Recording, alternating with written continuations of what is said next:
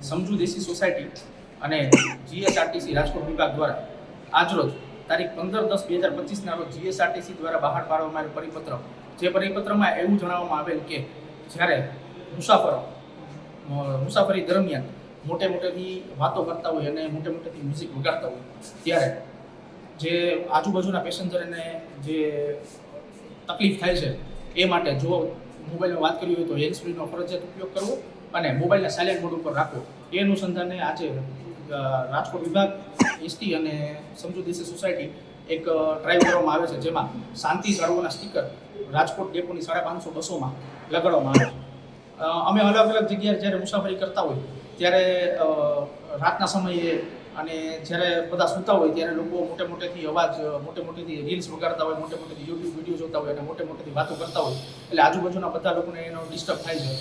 અને જે એ માત્ર શાંતિનું જે છે, આપણે સુપ્રીમ કોર્ટે આર્ટિકલ 21ની અંદર એવું કીધેલું છે કે શાંતિથી જીવવાનો અધિકાર બધાને છે.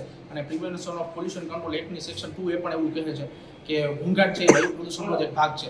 એ માટે બધા લોકો શાંતિથી મુસાફરી કરે ને આજુબાજુવાળાને તકલીફ ન થાય, એ મુખ્ય ઉદ્દેશ છે.